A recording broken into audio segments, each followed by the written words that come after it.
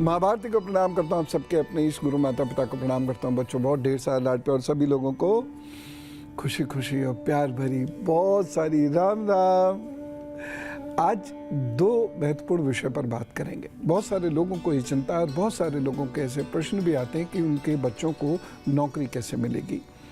वो पढ़ चुके हैं, डिग्री पूरी कर चुके हैं, लेकिन नौकरी नहीं है, या फिर वो डिग्री पूरी करने वाले हैं और अब नौकरी की समस्याएं आने लगी हैं। तो एक तो इस विषय पर बात करेंगे कि हम ऐसे क्या उपाय करें, और एक बड़ा विशेष उपाय भी मैं आपको बताऊंगा कि जिससे हमको नौकरी पाने में मदद मिले। और दूसरी बात, भगवान श्री राम का जन्म कैसे होता है, इस बारे में चर्चा ज़रूर सुन लीजिएगा। सबके बहुत काम भी आएगी और आनंद भी देगी। आज है 6 जून, दिन है सोमवार, और सूर्योदय हुआ 5:23 पर। सूर्यास्त का समय रहेगा शाम को 7:17। राहु काल सुबह 7:07 से 8:51 तक रहेगा। यमगंड काल रहेगा सुबह 10:36 से दोपहर 12:20 तक। गुलिक काल रहेगा दोपहर 2:04 से 3:48 तक। अभिजीत मुहूर्त जिसमें आप शुभ काम कीजिएगा वो रहेगा 11:52 से 12:48 तक। और आज अमृत काल भी मिल रहा है विशेष कार्यों के लिए, रात में 11:50 से 1:34 तक। और निशित मुहूर्त रहेगा रात में 12 बजे से 12:40 तक। अब आप कहेंगे कि रात में कौन सा विशेष कार्य होता है? विशेष कार्य का मतलब ये थोड़ी होता है कि हम चल दिए कहीं। चलने की प्लानिंग भी तो विशेष कार्य होता है। हर काम को करने से पहले का जो चिंतन होता है, जो उसका होमवर्क होता है, वो ज्यादा विशेष होता है। यह कार्य अमृत काल में कीजिएगा। और निश्चित काल तो होता ही है ध्यान साधना और अध्ययन के लिए। अब मैं बात करता हूं मेष, वृषभ और मिथुन राशि के आज के राशिफल और उपायों के। मेष राशि के लोगों को थोड़ा सा ध्यान रखकर चलना होगा, लेकिन बुजुर्गों की, शिक्षक के, गुरु की कृपा से आपके बिगड़ते हुए काम बन जाएंगे। एक उपाय जरूर कर लीजिएगा। इस दिन क्रोध मत कीजिएगा, जल्दबाजी मत कीजिएगा किसी भी काम में, और ओम रुद्राय नमः कह के फिर अपना काम शुरू कीजिएगा। वृषभ राशि की बात करते हैं। यह दिन यूं तो लाभ देने वाला है आपके लिए, परेशानियों से मुक्ति भी देने वाला है, लेकिन कुछ संबंधों की वजह से कुछ दिक्कतें आपके सर पर मंडराती रहेंगी। बहुत शांति से अपना कार्य करें, वाणी पर नियंत्रण रखें, कमर की चिंता कीजिएगा और भोजन हल्का लीजिएगा। इस दिन ओम दुम दुर्गाय नमः का जप करें और अपने काम पर जुटें। मिथुन राशि की बात करते हैं। मिथुन राशि के लोगों को थोड़ा सा अलर्ट रह के चलना होगा। प्रतिष्ठा इस दिन दांव पर लग सकती है, इसलिए बहुत सोच समझकर लोगों से मिलिएगा, बहुत सोच समझकर बोलिएगा। वाणी ऐसी चीज़ है जो लाखों लोगों को जोड़ सकती है और लाखों लोगों को तोड़ भी सकती है, वो भी एक क्षण में। इसलिए वाणी का सदुपयोग हर एक व्यक्ति को करना चाहिए। मन शांत रखिएगा और ओम गंगणपताय नमः का जप कीजिएगा। अपने काम पर जुट जाइएगा, सफल होंगे।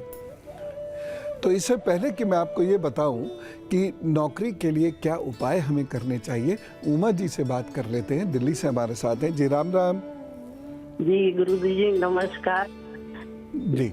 मैं अपने बेटे के बारे में कुछ बात करना चाहती हूँ। जी बताइए, क्या डेट ऑफ बर्थ है? जी 25 सितंबर 1976 जी। 10:20 उसका टाइम है, रात को, मुजफ्फरनगर। घर गृहस्थी में उनके क्या चल रहा है? बस क्या बताऊं, 2 साल से काफी परेशान है। सेहत बिल्कुल साथ नहीं दे रही है और घर में भी परेशानी है जी। घर की परेशानी की वजह से परेशानियां ज्यादा हैं।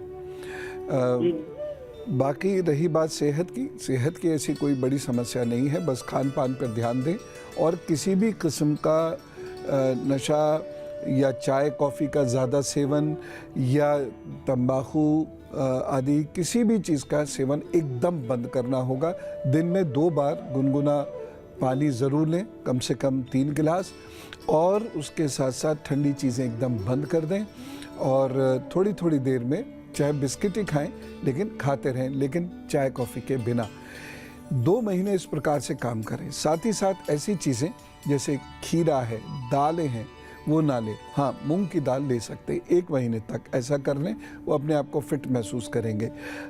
रही बात बाकी चीज़ों के लिए, तो एक काम ये करें, ओम शम शनिश्चराय नमः का रात में जप ज़रूर कर लें। जब वो सोने जाएं उससे पहले ओम शम शनिश्चराय नमः का जप करें, और उनको ये ज़रूर बोल दीजिएगा कि संभव हो सके तो तुलसी की माला गले में धारण ज़रूर कर दें। मन को शांत रखें, जल्दबाजी में कोई निर्णय ना लें, और किसी को दिखाने के लिए या गुस्से में या धैर्यहीनता से कोई काम ना करें। सफल हो जाएंगे, बहुत जल्दी सफल हो जाएंगे, और मुझे लगता है 1-1.5 महीने में अच्छा परिणाम इनको मिलेगा।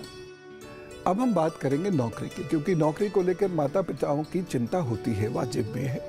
क्योंकि बच्चा मान लीजिए ऐसे किसी कोर्स को कर रहा है कि बस उसको अब डिग्री मिलने वाली है, और डिग्री मिलने के तुरंत बाद नौकरी चाहिए, या फिर डिग्री मिल चुकी है, और बहुत सारे बच्चे आजकल ऐसे हैं, ख़ासतौर से इंजीनियरिंग के, जिनको नौकरी नहीं मिल रही। मैनेजमेंट के भी बहुत सारे स्टूडेंट्स हैं जिनको नौकरी नहीं मिल रही।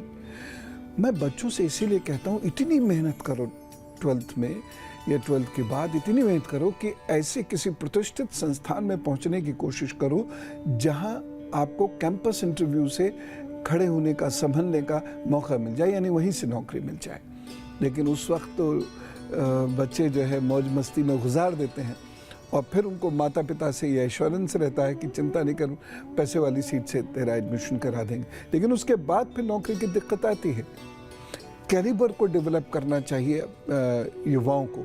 अपने अंदर क्या नया है उनके अंदर, क्यों उनको कोई नौकरी पे रखे। रोज़ दिन में 2 बार खुद से ये सवाल पूछे, मुझे नौकरी क्यों मिले, मुझे 50,000 की या 1 लाख की, जितने का भी होता हो, वो इतनी बड़ी नौकरी कोई मुझे क्यों दे। आप ये खुद को आंसर करो और देखो कि आप सेटिस्फाई हो रहे हैं कि नहीं हो रहे, या आप में वो कैलिबर है कि नहीं है। दूसरी बात ये है, देखिए मेरी हर थ्योरी में कर्म पहले आएगा, क्योंकि ज्योतिष अकर्मणीय नहीं बनाता किसी भी व्यक्ति को, ये याद रखिएगा। आपका कर्म आपके भाग्य का निर्धारण करता है। हाँ, उसमें कुछ चीजें और जुड़ जाती हैं तो वो भाग्य को पावर दे देता है, लेकिन ऐसा नहीं है कि आप कुछ नहीं करेंगे तो सब कुछ मिल जाएगा। ये बताने से केवल झूठ बोलना होगा और कुछ नहीं होगा। खैर, दूसरी चीज आपको बच्चों को जो कराना है, कर्म का सिद्धांत बता दिया, या बच्चा पार्टी अगर आप देख रहे हो तो पहले ये सिद्धांत सीख लो, समझ लो और अपनी जिंदगी में उतार लो, नहीं तो आगे आने वाले दिन और भी कठिन है। कारण ये कि पूरे विश्व में आर्थिक संकट बढ़ रहा है, पूरे विश्व में रोजगार घट रहा है, इंडस्ट्रीज कम होती जा रही हैं, और जो स्मॉल स्केल इंडस्ट्रीज थी वो भी कम हो रही हैं, और रोजगार का संकट आ रहा है। नेचुरल है, पूरी दुनिया का यही हाल है।